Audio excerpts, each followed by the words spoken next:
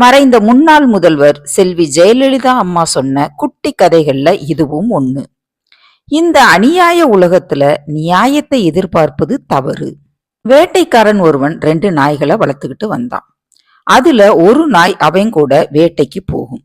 மற்றொரு நாய் அவனோட வீட்டை காவல் காத்துக்கிட்டு இருக்கும். வேட்டைக்காரன் வேட்டைக்கு போய் திரும்பி வீட்டுக்கு வந்ததும் வேட்டையில கிடைச்ச பொருட்களை வீட்டு நாய்க்கே எப்போதுமே அதிகமா கொடுப்பான். வேட்டை நாய் அதை எதுவுமே பொருட்படுத்தாது. இதே போல தினமும் வேட்டையாடி விட்டு திரும்பி வந்ததும் வீட்டு நாய்க்கே அதிகமா கொடுத்தான். அதை பார்த்த வேட்டை நாய்க்கு அப்பதான் வருத்தமே வந்தது.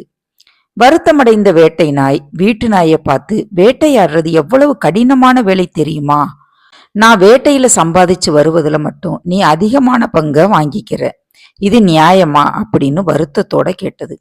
அதை கேட்ட வீட்டு நாய் சிரிச்சுக்கிட்டே, நண்பனே, இதுல என்னோட தப்பு எதுவுமே இல்லை. நீ என் மீது ஏன் வருத்தப்படுற? இந்த தவறு நம்மளோட எஜமானுடையது. அவர் எனக்கு வேட்டையாட சொல்லி தரல.